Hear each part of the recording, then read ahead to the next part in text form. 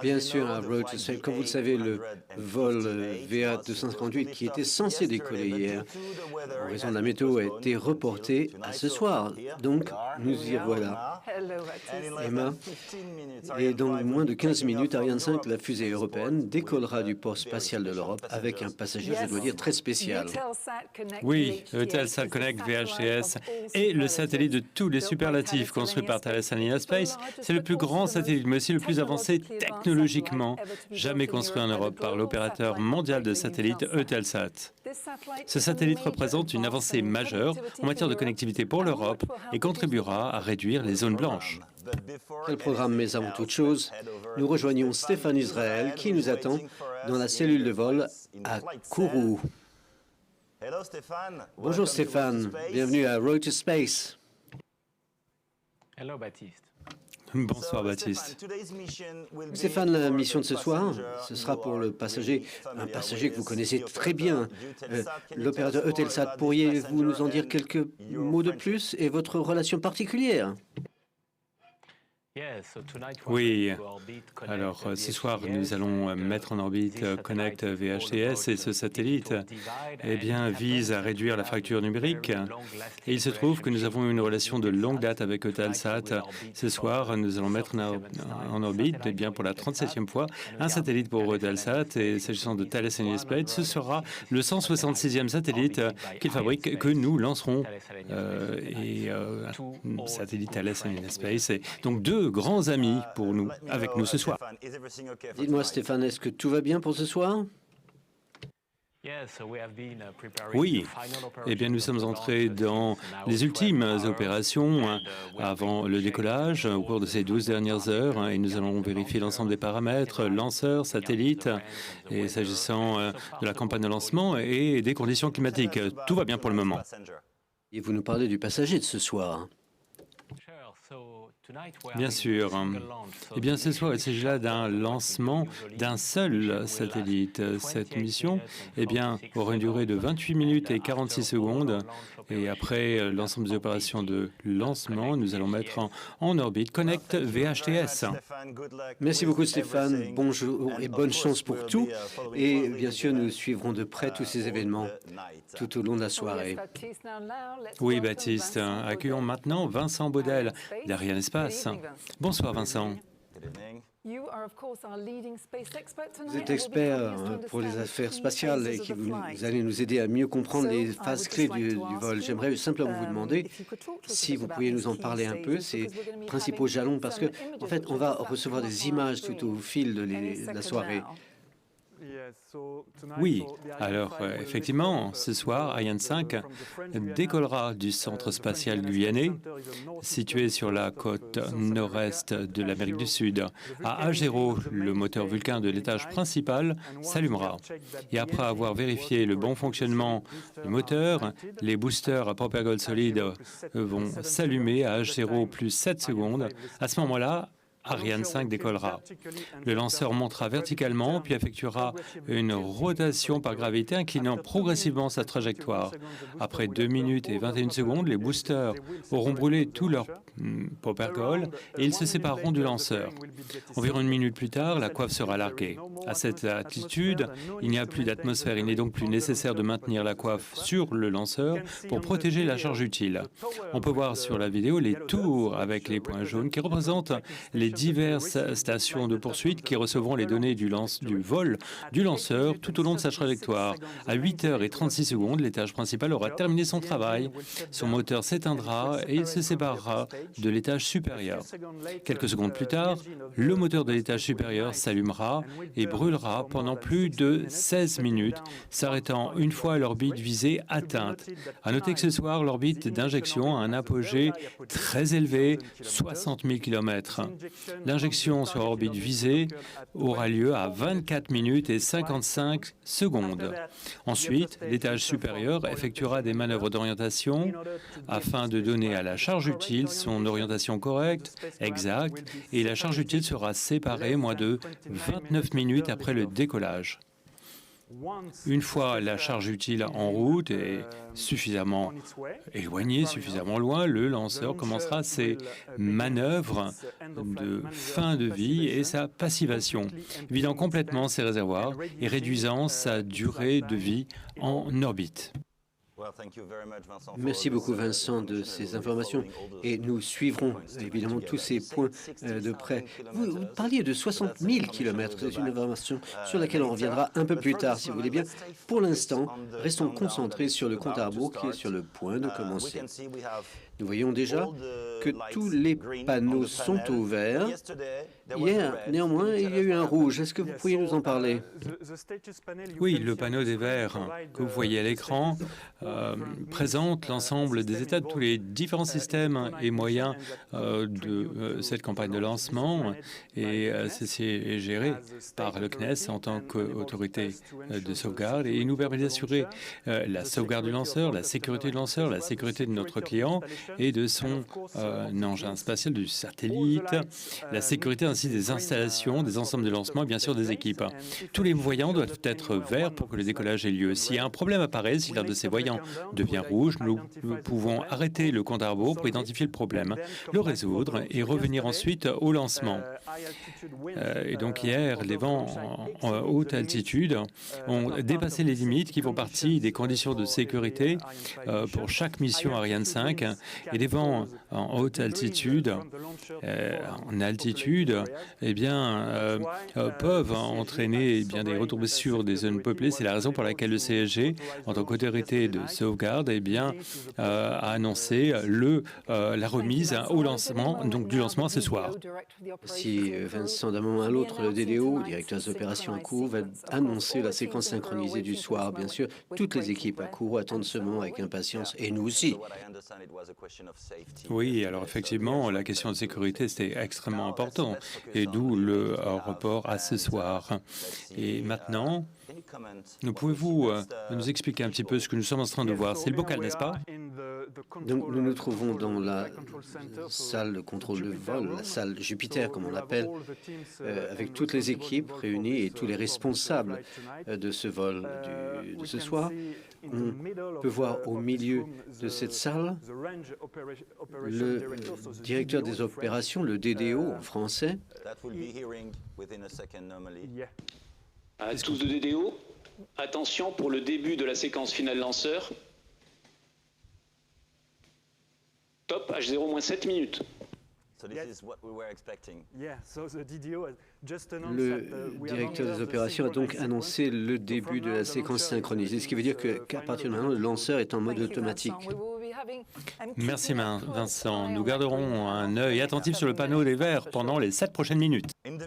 En attendant, puisqu'on a un peu de temps, j'aimerais qu'on tourne notre attention sur le passager exceptionnel que nous avons ce soir à bord. Eutelsat, le Connect VHTS d'Eutelsat, le 37e satellite d'Eutelsat, qui est lancé par Arianespace. Jetons un coup d'œil à ce court reportage qui nous dira tout à ce sujet.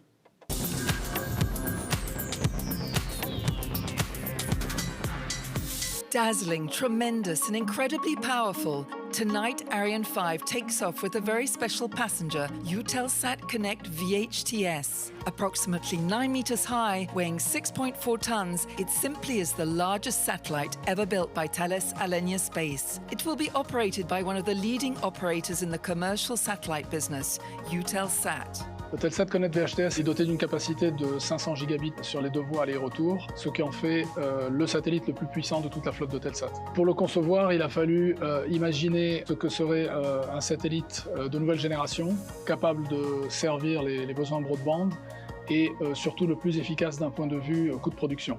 Our passenger has a key mission to bring high-speed broadband across Europe, thus bridging the digital divide. To watch a movie or to communicate, to study or to work, our daily lives now depend on connectivity.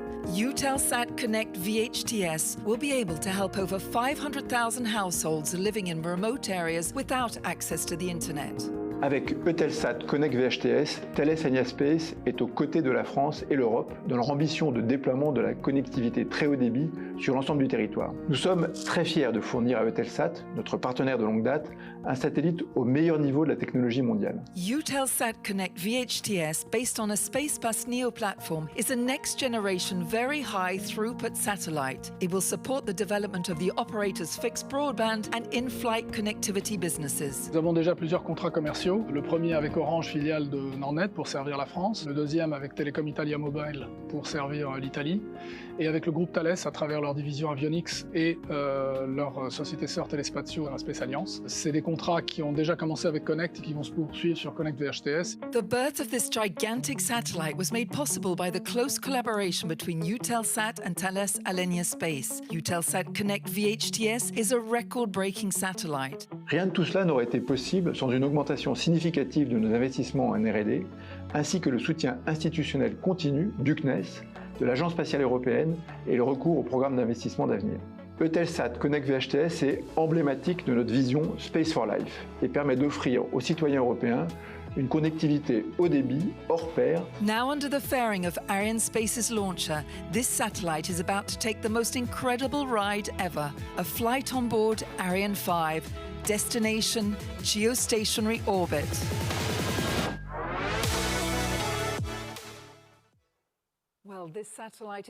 Eh bien, ce satellite fait pratiquement 9 mètres de haut et pèse 6,4 tonnes. C'est un satellite XXL, pas facile à manœuvrer, j'imagine.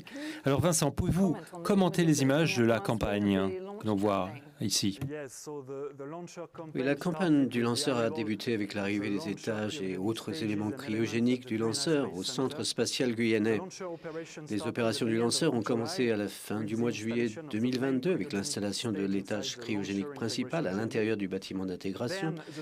Ensuite, les 2 boosters, fusées d'accélération à poudre, ont été transférés et intégrés à l'étage cryogénique principal. Et ensuite, l'étage supérieur a été hissé et intégré en haut de l'étage principal. Une fois tout cela terminé, le lanceur a été transféré dans le bâtiment d'assemblage final.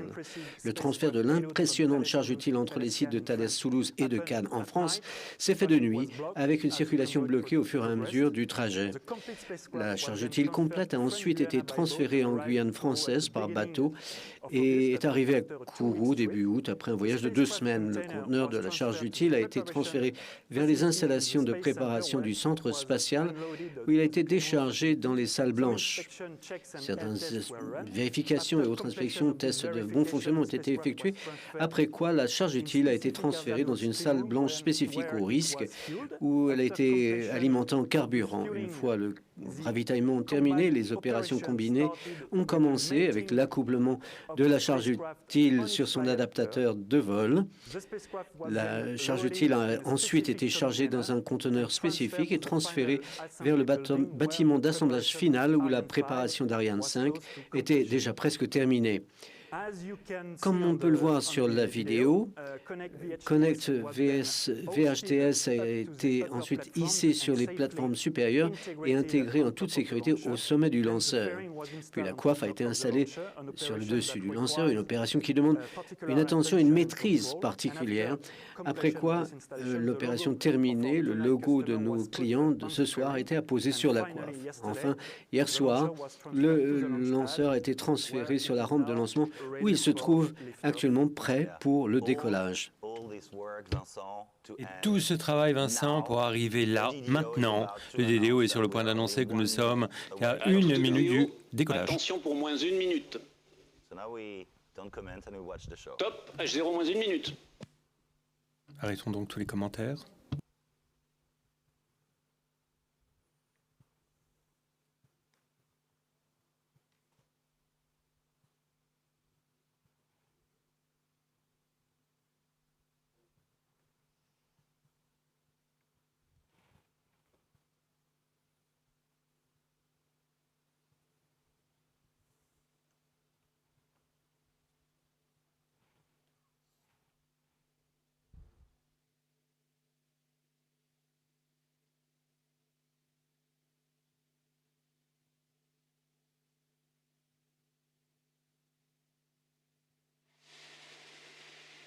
À tous de DDO, attention pour le décompte final.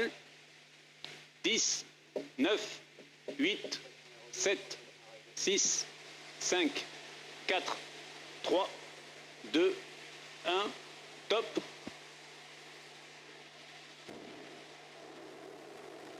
Allumage Vulcain. Allumage des EAP. Et décollage.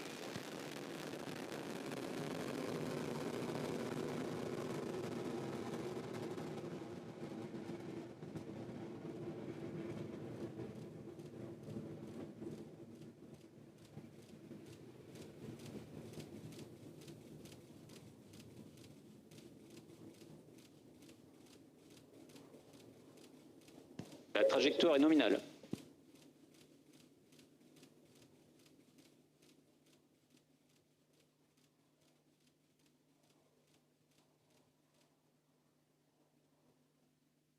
La propulsion est nominale.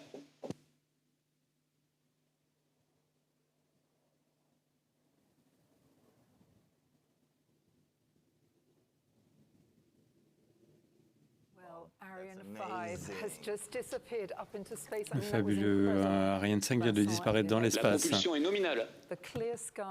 Nous avons eu la chance d'obtenir des images exceptionnelles. Le ciel était dégagé. Des images incroyables. Le pilotage est calme. Vincent, alors le lanceur a disparu, mais quelles sont les prochaines étapes importantes de son voyage? Pour l'instant, le lanceur est toujours dans sa configuration de départ, toujours d'un seul tenant, si vous voulez. Mais dans une minute environ, les deux boosters à propelleur solide vont se séparer de l'étage principal cryogénique. Cela se produira précisément à 2 minutes 20 secondes.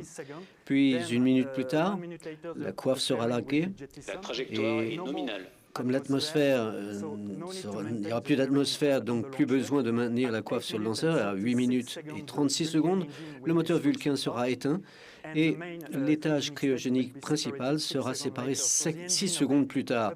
Le moteur de l'étage cryogénique supérieur sera alors allumé et prendra les rênes pendant plus de 16 minutes afin d'atteindre l'orbite visée, Propulsion est c'est-à-dire nominale, le pilotage est calme.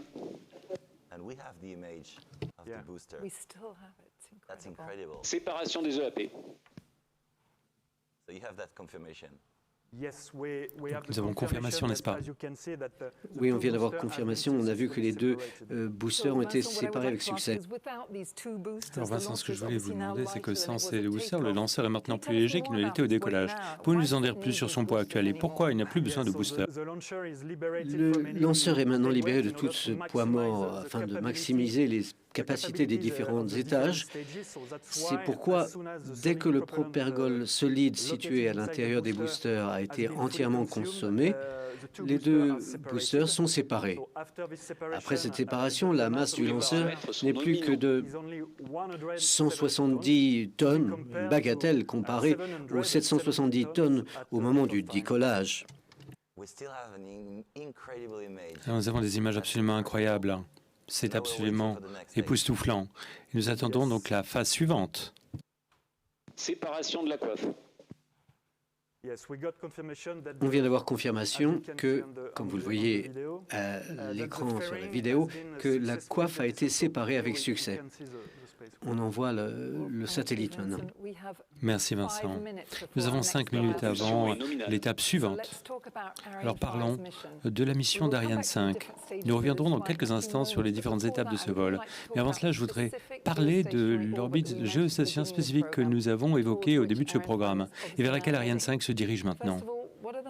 Tout d'abord, quelles sont les principales orbites exploitées par Arianespace? Pour les satellites d'observation ou de météorologie qui doivent survoler une région de la Terre à la même heure locale chaque jour, on utilise une orbite SSO héliosynchrone, si vous voulez, pour la Station spatiale internationale ISS et aussi pour certaines constellations de satellites qui doivent être relativement proches de la surface de la Terre. Nous utilisons une orbite basse, LOE, pour laquelle la proximité de la Terre est très utile. Pour ce qui est des satellites de télécommunications comme Connect VHTS, il faut qu'ils restent constamment au-dessus d'un point particulier de la Terre. Ils doivent être placés par conséquent sur une orbite géostationnaire. Ariane 5 peut injecter ces satellites de télécommunications sur une orbite de transfert GEO, appelée GTO.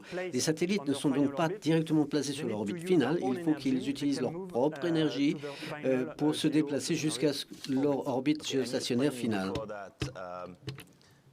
Vous m'avez déjà expliqué que c'était ça, effectivement. Qu'est-ce qui est spécifique à l'orbite ciblée, l'orbite visée ce soir?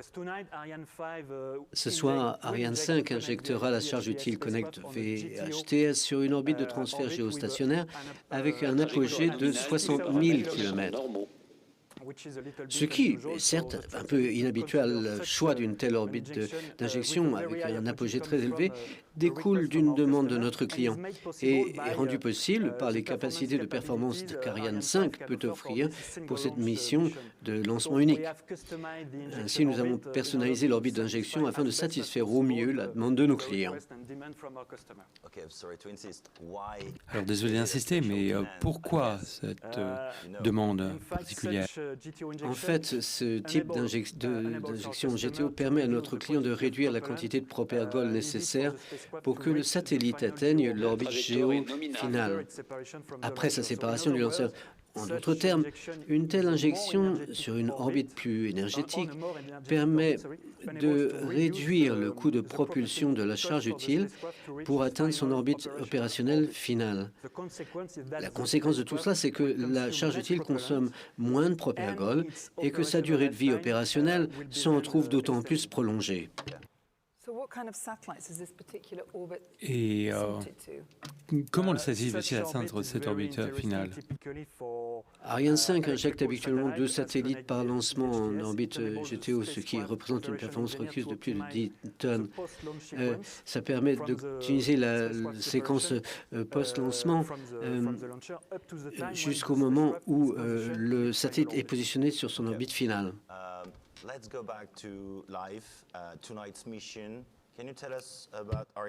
Ok, Vincent, revenons à la mission de ce soir. Parlez-nous du statut actuel d'Ariane 5. Nous approchons de la phase finale pour le premier étage principal, avec la coupure, l'extinction de l'étage principal qui va arriver d'ici 1 minute et à 8 minutes 36. Et le lanceur va être repris par la station de Galileo, près de Kourou, et ensuite par Natal. Donc, nous avons eu la confirmation que le lanceur est maintenant sous la visibilité de la station terrestre de Natal. Et je veux dire, pour revenir au bocal à Jupiter, mais nous avons des VIP aujourd'hui. Eva Berneke, Dominique Dinin, Ross McGuinness et Hervé Deré. Ils assistent aujourd'hui effectivement au lancement depuis Kourou.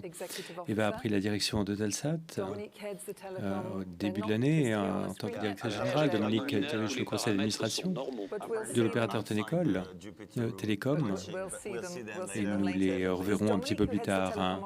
Donc oui, effectivement, c'est Dominique qui dirige le conseil d'administration de l'opérateur Télécom, dont ses membres et Hervé dirigent Thales Alenia Space. Ces équipes ont conçu et construit le satellite lancé ce soir, Eutelsat Connect VHTS. On a le plaisir de les interviewer dans notre programme On Road to Space. On revient à notre vol de ce soir. Nous attendons maintenant que le DDO annonce les prochaines étapes et il s'agit du noyau principal. Oui, alors il va y avoir une succession d'annonces du DDO annonçant l'extinction de l'étage principal et puis avec le début du vol de l'étage supérieur. Confirmation maintenant a été reçue que l'étage principal est maintenant est passé à l'extinction et donc nous avons ici le moteur supérieur, l'étage supérieur qui est maintenant allumé. Tout se passe bien pour l'instant. Les paramètres sont nominaux. Oui, tout fonctionne comme prévu. Et dans quelques secondes, nous allons perdre la visibilité du lanceur depuis la station de poursuite terrestre de Galileo. Et tout ça est à 100% normal. En fait, tout suit les plans. On attend que la station de suivi Galio, exploitée par le CNES à Kourou, il s'agit de la première station de télémétrie située sur la trajectoire d'Ariane 5 lors de son lancement vers l'Est. Depuis 2 minutes, c'est la station de suivi de Natal, au Brésil, qui a pris le relais et qui est maintenant en contact avec le lanceur. Donc nous attendons l'annonce suivante du DDO et pour ceux qui viennent de nous rejoindre, il y aura un replay. Donc pouvez-vous nous faire un résumé de ce qui vient de se passer, de ce que nous venons de voir? Eh bien, l'étage principal cryogénique a été séparé il y a environ 1 minute. Cet étage principal est en train de retomber sur Terre, dans l'océan Atlantique, et cet étage supérieur a repris les rênes du vol. La pression est nominale, le pilotage est calme. Et la mission Ariane 5 continue. À ce stade de la mission, Ariane 5 ne ressemble plus du tout au lanceur qui a décollé à 18h45 heure locale. Combien de kilos a-t-il perdu? Le lanceur a été allégé de la masse de l'étage cryogénique principal, vide, et sa masse ne dépasse guère 25 tonnes contre, rappelez-vous, 770 tonnes au moment du décollage. Merci beaucoup pour tous ces éléments d'information. Alors que le lanceur poursuit sa trajectoire, regardons à nouveau ce satellite absolument unique à bord. Notre passager de ce soir, Eutelsat Connect VHTS. Et voyons un petit peu sa construction dans le sujet suivant.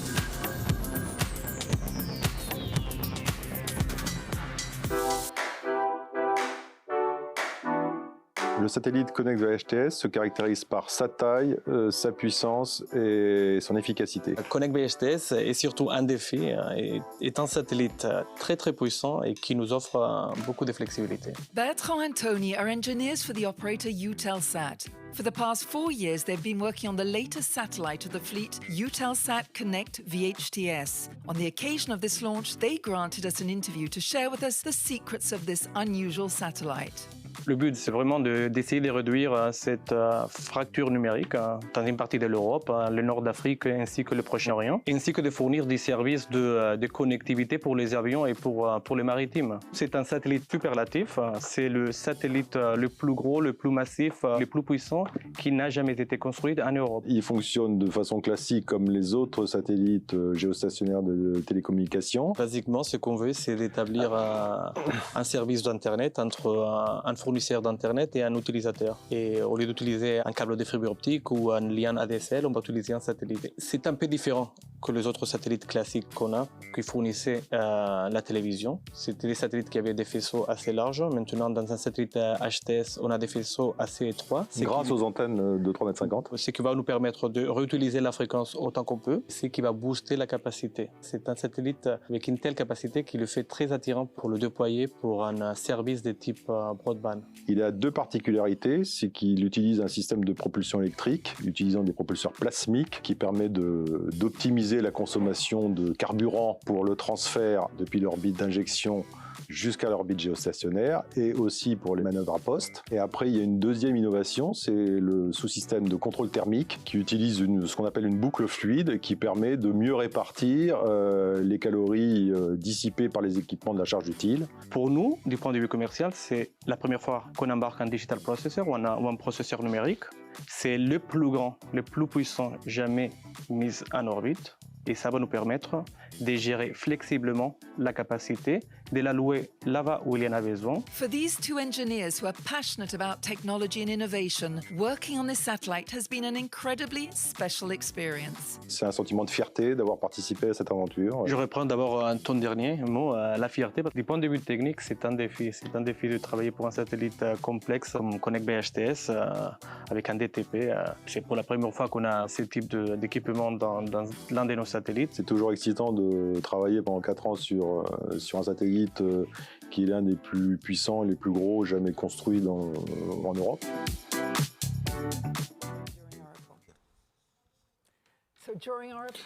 Alors, au cours de notre reportage, nous avons assisté à l'acquisition de la station de poursuite Ascension, la troisième station de télémétrie sur la trajectoire d'Ariane 5, située, comme son nom l'indique, sur l'île de l'Ascension, dans l'océan Atlantique.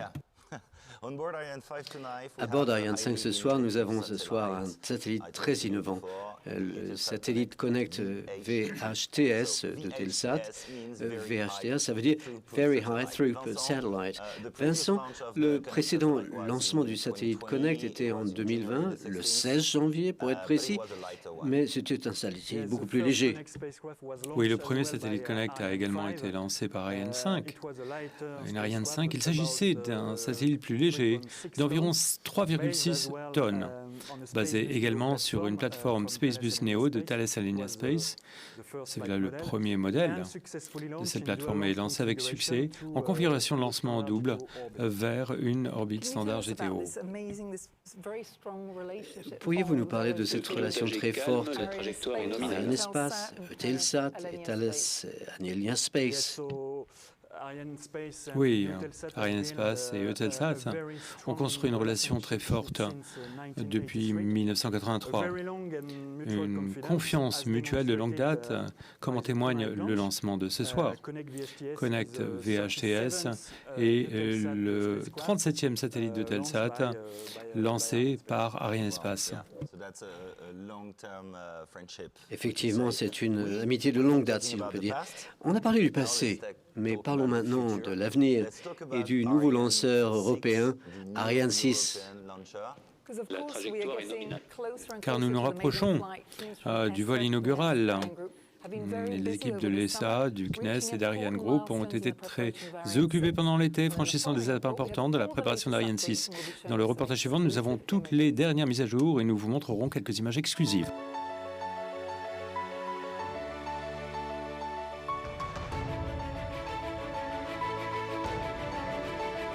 Exciting times for the European space industry as the combined tests for the Ariane 6 launcher have begun.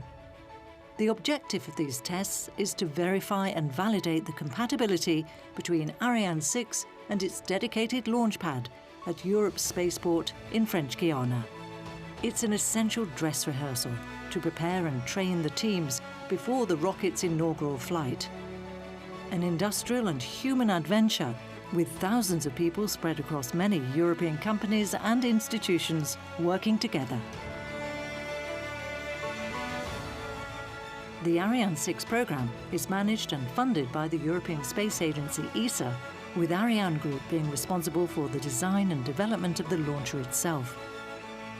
The French Space Agency CNES took responsibility for the construction of the new Ariane 6 launch base at Europe's spaceport, and Ariane Space will be the launch service provider for Ariane 6.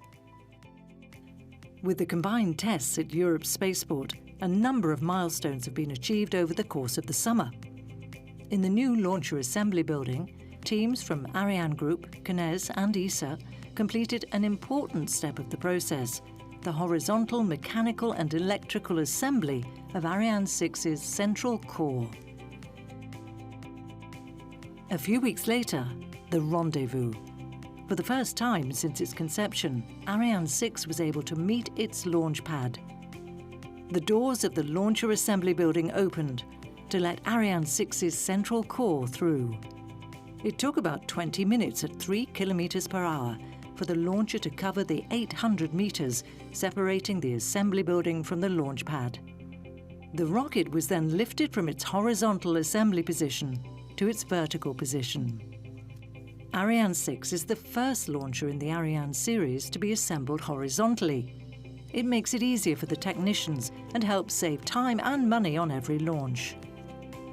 Another element contributing to the competitiveness of Ariane 6 is its P120C solid rocket boosters. The P120C solid propellant motor is also used by Europe's other new launcher, Vega C. Sharing this key component means cost savings for both rockets. The P120C demonstrated its performance on the 13th of July with the successful inaugural flight of Vega C. But it's not only in French Guiana that testing of Ariane 6 continues. in the purpose-built test facility in Lampolshausen, Germany, crucial firing tests of the upper stage engine will soon begin. Then the upper stage will undergo further testing at ESA's ESTEC Technology Centre in the Netherlands. Now only a few steps remain before the teams at Europe Spaceport can switch from the test models they're using for the combined tests to the flight hardware that will be used for the inaugural flight of Ariane 6. A first which will be followed by many launches, continuing Europe's heritage of independent access to space.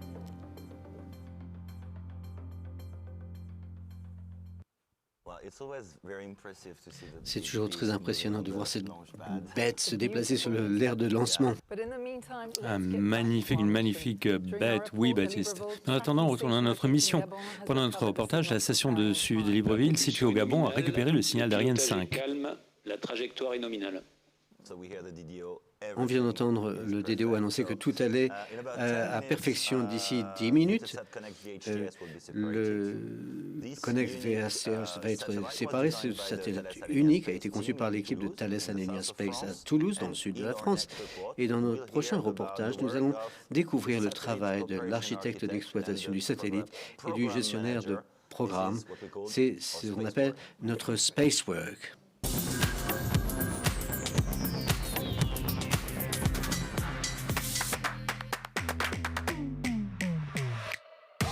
Je m'appelle Juena, j'ai 33 ans, je travaille comme ingénieur opération satellite à Thales Alenia Space. Je m'appelle Stéphane, j'ai 48 ans, je suis maintenant chef de projet chez Thales Alenia Space et je suis ici depuis une vingtaine d'années. Je travaille en tant qu'ingénieur opération. Ces opérations consistent à tester les équipements, à réaliser des poussées sur orbite pour corriger en fait l'orbite, jusqu'à ce qu'on arrive sur l'orbite finale, l'orbite dans laquelle le satellite va vraiment réaliser sa mission. Je dirais qu'un chef de projet, c'est un peu comme un capitaine d'équipe de sport, foot ou autre. Et son rôle, globalement, c'est rassembler des équipes, faire travailler des gens ensemble, de différents niveaux, de différents métiers, leur donner les lignes directives pour les étapes à franchir, les challenges qui sont devant nous. Gagner le match, c'est quoi? C'est livrer un satellite avec les performances et le niveau de qualité requis, dans les temps et dans le budget qui m'est alloué. Et voilà, c'est un chef d'équipe, quoi. C'était mon rêve d'enfant. J'ai toujours voulu travailler dans le spatial, depuis que je suis au collège à peu près. Je pense que c'est en 4e que j'ai eu le déclic. Je voulais même faire astronome. Et après, donc, mes parents m'ont plutôt incité à me diriger vers des études d'ingénieur. Et par contre, clairement, c'était ingénieur dans le spatial ou rien. C'était vraiment ça ma vocation. Le mieux, effectivement, c'est de faire une école d'ingénieur. Du moment qu'on est motivé, on y arrive. Majoritairement, c'est quand même des ingénieurs qui travaillent dans ces métiers-là, mais pas que.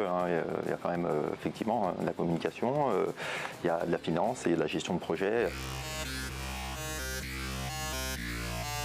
Ce qui m'a beaucoup plu là, dans ce projet, c'est voir à quel point on arrive à motiver une équipe pour réaliser un objet, on va dire, un peu hors norme, et voir à quel point l'équipe s'est prise au jeu. Il y a tellement de nouveautés dues au fait que c'est le plus gros satellite qu'on ait jamais fait, qu'il a fallu trouver des solutions inédites à certaines problématiques qui sont posées, et ça a motivé les équipes. Pendant toute la phase d'assemblage du satellite, on l'assemble petit à petit, les petits morceaux par petits morceaux, donc il grandit petit à petit, donc c'est comme les enfants, on ne les voit pas trop grandir en fait. Et puis on a un test un peu particulier où on teste le satellite dans une configuration qui est proche de celle qu'il aura en vol. Et pour le faire, on le suspend à plusieurs mètres de hauteur. Et la première fois que vous rentrez là et que vous levez les yeux et que vous voyez un vaisseau spatial de 9 mètres de long au-dessus de vous, là vous dites waouh, enfin, c'est énorme.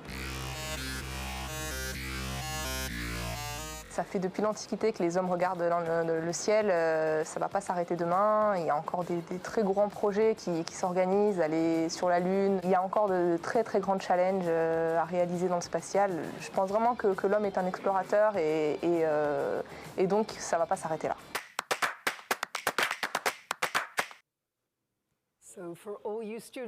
Eh bien, pour tous les étudiants qui nous regardent ce soir, si vous avez le cœur d'un explorateur, vous pouvez opter pour une carrière dans l'industrie spatiale. C'est là que se trouve l'avenir. Absolument.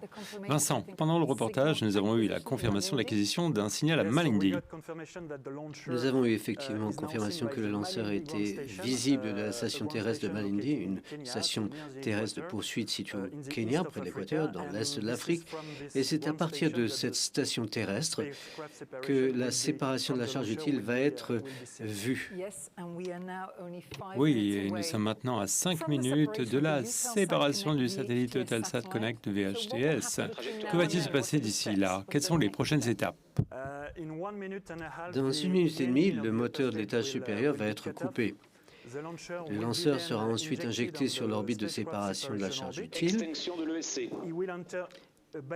Nous entrerons alors dans une phase balistique et d'orientation pour préparer le lanceur et la charge utile pour la séparation finale. Les ingénieurs chargés de l'exploitation de la charge utile vont progressivement prendre contrôle du satellite et après différents tests et vérifications, ils vont lancer des manœuvres successives afin que la charge utile atteigne son orbite finale. Donc, une fois arrivé sur l'orbite géo, la vie opérationnelle de Connect VHTS va pouvoir commencer, et ceci pour une durée de 15 ans. Bien, nous venons d'entendre l'annonce du DDO, à savoir annonçant le début des manœuvres d'orientation. Qu'est-ce que ça veut dire exactement? Et comment est-ce que ces manœuvres sont gérées? Après injection sur l'orbite de séparation et avant la séparation de la charge utile, le lanceur va être orienté par rapport aux besoins du satellite. Et il y a une rotation qui se fait entre 150 et 160 degrés, se fait en douceur à un taux très faible de 0,8 degrés par seconde et la durée de cette phase d'orientation n'est que de 4 minutes. Ces manœuvres d'orientation sont assurées par le système de contrôle d'attitude de l'étage supérieur d'Ariane 5. Une fois que le lanceur est orienté dans la bonne direction, la séparation de la charge utile est ordonnée par l'étage supérieur. Le collier de serrage qui maintient la charge utile au sommet du lanceur est alors libéré, ouvert par un dispositif d'activation pyrotechnique. Ensuite, la charge utile est séparée en douceur par le relâchement de ressorts spécifiques. Vincent, pouvez-vous nous dire comment l'équipe d'Arianespace opère cette manœuvre? C'est en fait le travail de toute une équipe. Les différentes étapes de la mission sont étudiées très en amont dans le cadre de l'analyse de mission et la préparation du lancement. Généralement, il y a 2 boucles dans cette préparation au lancement, une boucle préliminaire et une boucle finale. Sur la base des données que nous recevons de notre client, les équipes techniques d'Arianespace et Ariane Group travaillent de concert et réalisent différentes études et simulations qui incluent la trajectoire, la phase balistique, les optimisations de trajectoire associées, la séparation de la charge utile et la vérification de non-collision. La trajectoire est finalement optimisée en tenant compte à la fois des contraintes du lanceur et des exigences de la charge utile et permet à la fin de produire le logiciel de vol pour la mission en question. Merci beaucoup Vincent pour toutes ces explications. Donc il y a environ 28 minutes, Ariane 5 a décollé du port spatial l'Europe et dans quelques minutes, elle aura terminé sa mission. Le satellite d'Eutelsat commencera alors sa propre mission et celle-ci est très ambitieuse. Avant de parler de tout cela, quelles sont les nouvelles du fishbowl, du bocal? Tout le monde est concentré, n'est-ce pas? C'est vrai que tout le monde attend l'annonce finale du DDO. On voit tous ces visages dans l'attente des dernières secondes avant la séparation de la charge utile et on attend donc cette annonce finale du directeur des opérations de TIER. Nous voyons ici Eva Bernecker, directrice d'Eutelsat. Eutelsat Connect VHTS. Wow. Yeah. Excellent, excellente nouvelle. On n'a pas grand-chose à expliquer, effectivement, quand nous voyons tous ces applaudissements dans le bocal. Est-ce qu'on peut dire, voilà, ça y est, c'est fait, c'est un succès, et l'équipe peut maintenant se détendre? Est-ce qu'on peut dire ça? Oui. Comme vous le voyez, toutes les équipes sont très heureuses. On peut se détendre, en tout cas un petit peu. Une étape importante pour le satellite vient d'être accomplie. Néanmoins, ce n'est pas complètement la fin du voyage. La mission se poursuit avec les manœuvres de fin de vie de l'étage supérieur du lanceur pour réduire l'apogée de l'orbite et ensuite éviter tout risque de collision avec le satellite, bien entendu. Alors, nous venons de voir à l'écran, dans le bocal, Eva Berneke, qui est à la tête de Telsat. Nous avons eu également Hervé Derey, qui dirige Thales Alenia Space. Ces équipes ont conçu le satellite lancé ce soir. Et nous les interviewerons dans quelques minutes. Il s'agit là du point d'orgue de nombreuses années de travail pour l'ensemble de ces équipes. Essayons de trouver Stéphane Israël, parce que c'est toujours là que nous sommes en liaison avec Stéphane Israël. Il est affairé à bien serrer les mains, profiter du moment, de l'instant. Pendant qu'on attend Stéphane, oui, vous connaissez l'endroit, Vincent, vous y avez été déjà. Et il y a des personnes ici qu'on va retrouver en interview d'ici quelques secondes. On attend d'abord Stéphane Israël, qui va nous rejoindre d'ici quelques instants. Le voici. Félicitations Stéphane et bienvenue de retour. Merci. Donc, une belle réussite. Vous pouvez confirmer que c'est une réussite. On voit les grands sourires, en particulier sur votre visage. Oui.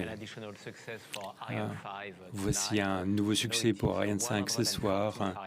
Et effectivement, c'est la 114e Ariane 5 que nous avons décollé ce soir. Et c'est la confirmation du succès de nos partenariats avec Telsat et ce travail avec Thales Alenia Space également. Et nous tenons à remercier l'ensemble des équipes qui ont rendu possible cette réussite. Bien évidemment, les équipes d'Ariane Space, notre Prime et le Ariane Group, notre actionnaire principal, également toutes les équipes du CNES, de l'ESA, toutes les équipes des industriels. Et c'est un travail d'équipe. Nous sommes très fiers de ce qu'elles ont accompli ce soir. C'est une réussite qui rejoint bien des personnes. Alors, qu'est-ce qui se passe après? Alors, qu'est-ce qui va se passer après? Notre prochain lancement sera un lancement Vega pour Airbus avec deux Pléiades Neo, le deuxième Vega C. Et après le vol inaugural, eh bien, ce sera là le 21 novembre et plus tard en décembre. Et nous allons eh bien, mettre en orbite pour deux amis de longue date, EUMETSAT et Intelsat. Eh bien, c'est une mission au profit de ces deux opérateurs. Merci beaucoup Stéphane. Félicitations encore à vous et à toutes les équipes à Kourou et tous ceux qui nous suivent ce soir. Rendez-vous pour le lancement Vega parce que c'est tout à fait différent d'un lancement Ariane. C'est tout à fait spectaculaire. Merci encore Stéphane. Et restez avec nous car nous allons maintenant passer le micro à Grégory Gavrois d'Ariane Espace qui va être aux côtés et aura le plaisir d'interviewer ses invités, Eva Berneke, PDG du Telsat, et Hervé Derey, PDG de Thales Alenia Space. Voici les images que l'on repasse, ces images qu'on pourrait regarder à l'envie. Et même pour vous, Vincent, c'était vraiment un bon lancement. Oui, vous avez raison. C'est vrai.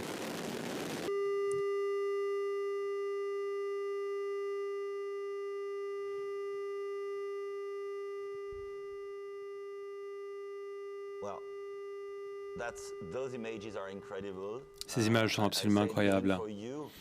Et même pour vous qui avez l'habitude de ces images, vous savez que c'est toujours un moment absolument unique. Pour nous, effectivement, oui. Toutes les lumières, tous les flashs des téléphones portables. Oui, en fait, c'est un moment très particulier pour toutes les équipes. Ça constitue l'accomplissement, le couronnement de diverses années de préparation de cette mission. C'est le couronnement d'un effort commun et une grande satisfaction pour chacun. Baptiste vous l'a demandé, avez-vous déjà assisté à un vol depuis Kourou? Oui, j'ai participé à différentes campagnes de lancement et je dois dire que le moment le plus vibrant pour moi, c'est ce moment, un moment court où le lanceur commence sa mission. C'est quelques minutes où il s'arrache du sol, un moment qui couronne notre travail. Et on voit sous nos yeux le résultat de tout le temps, des investissements d'énergie consacrés à cela. Alors revenons au centre de commandement Jupiter et voici devrait être prêt. Tout le monde est prêt? Oui. Hello, Grégory. Oui, Baptiste, bonjour à tous. Vous m'entendez?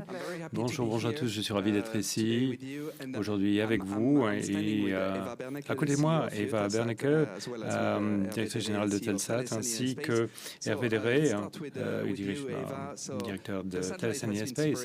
Donc ce satellite a été séparé maintenant, mais les opérations ne sont pas terminées encore, n'est-ce pas pour vous? Alors c'est un début, nous avons ici une séparation et puis il y a l'acquisition. Nous avons également plusieurs mois de tests devant nous avant de pouvoir démarrer le service auprès de nos clients avec ce nouveau satellite. Je peux imaginer que ce soit un moment unique dans une vie pour certaines de vos équipes. Toutes ces années de travail, cette réalisation de ce soir.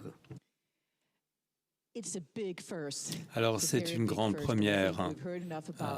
Et je pense qu'on a beaucoup entendu parler de Connect VHTS ce soir. Et cette grande marche en avant, effectivement, ça va permettre de réduire la fracture numérique. Et pour arriver à réduire cette fracture, nous avons fait quelque chose de complètement innovant. À savoir, nous allons multiplier par 10 la capacité de mettre au service ce satellite au service de la réduction de la fracture numérique en Europe. C'est un pas en avant, le résultat d'un travail d'équipe et j'espère que ce satellite va avoir une durée de vie d'une vingtaine d'années.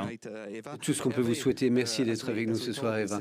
Maintenant, Hervé, pour vous aussi, c'est un moment pour Telsat, mais pour vous-même, qu'est-ce que cela représente d'avoir fabriqué, conçu un tel satellite? C'est énorme. En fait, c'est un moment décisif à la fois pour Eutelsat et pour Thales Space. Regardez ce que nous avons fait. Le satellite de télécommunication de plus grosse capacité jamais construit en Europe. Donc merci à Arianespace pour ce lancement merveilleux. Bravo Stéphane, bravo à toutes les équipes. Merci bien sûr au CNES et à l'ESA sans qui ce projet n'aurait jamais été possible. Thales Alenia Space est extrêmement fier d'avoir conçu et fabriqué ce Connect VHTS, le satellite de tous les superlatifs, comme on l'a appelé, ce satellite qui va assurer la connectivité large bande en Europe, le Moyen-Orient, en Afrique, ce qui a une vitesse équivalente à la fibre pour être en phase avec la vision de Thales Alenia Space, l'espace pour la vie. Merci Hervé. Et comme Eva le disait tout à l'heure, il y a beaucoup à faire jusqu'à ce que le satellite soit en exploitation sur son orbite finale. Qu'en est-il du travail de votre équipe dans les jours, semaines qui viennent? Avant de partir de jours et de semaines, il faut parler des minutes satellites qui viennent, car ce que nous attendons maintenant, ce sont le premier cri de notre bébé, le signal qui va être émis du satellite vers la Terre, que nos équipes situées à Cannes vont pouvoir capter et ainsi gérer des manœuvres en orbite dans les mois à venir pour la validation de l'orbite. Et ensuite, le satellite se mettra en service et ça ne sera que le début d'un voyage parce que Thales Alenia Space et d'autres sociétés partenaires distribueront aussi les services pour le VHTS pour nos clients. Merci beaucoup, Hervé Darret, et merci Eva Berneke de Telsa. Nous vous souhaitons tout le meilleur à vous deux et à vos équipes. Et je vous rends la parole à Emma et Baptiste. Merci, Vincent Grégory. Et nous serons de retour auprès de vous un petit peu plus tard parce que vous avez Philippe Baptiste, directeur du CNES. Maintenant, Vincent, on peut dire que la mission était accomplie, n'est-ce pas? Mission accomplie pour Ariane 5, c'est vrai, un lancement parfait, encore une réussite de plus pour notre lanceur. Que dire? On ne peut que souhaiter longue vie à ce connecteur VHTS de Telsat. Et nous revoyons le décollage. C'est absolument exaltant de voir ce décollage. C'était il y a 40 minutes.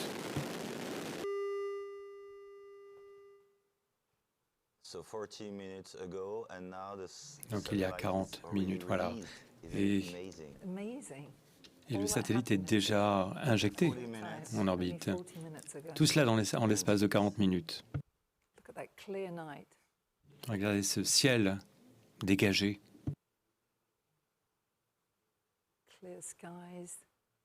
Ciel dégagé.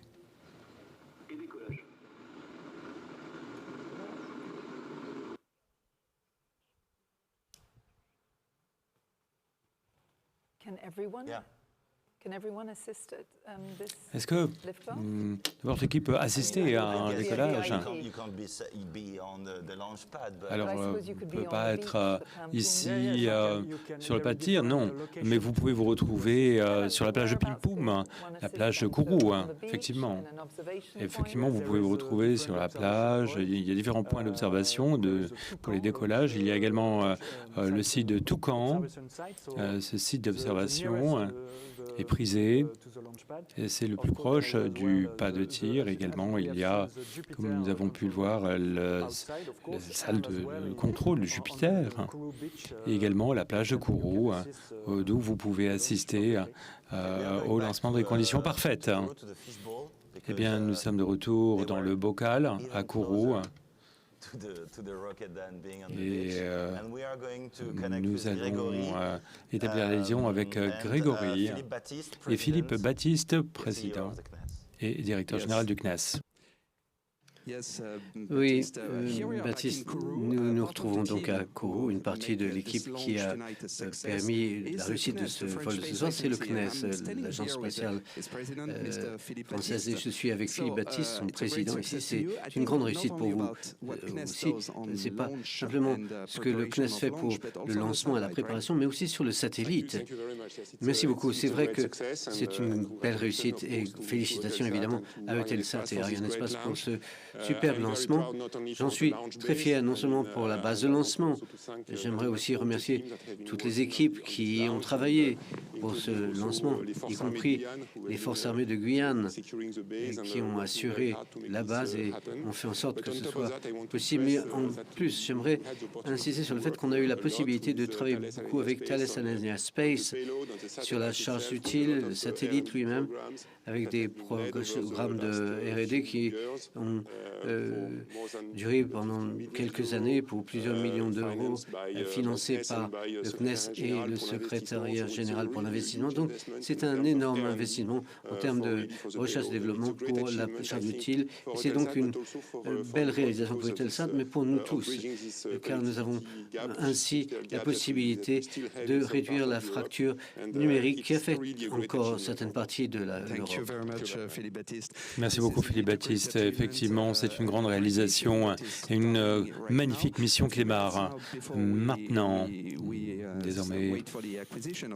Et nous avons, donc, voilà, merci beaucoup. De retour à vous, Paris, et belle fin de soirée à vous. Eh bien, merci Vincent et merci Baptiste. Félicitations à tous les membres d'Arianespace, d'Ariane Group, de l'Agence spatiale européenne et du port spatial de l'Europe pour avoir rendu ce lancement possible.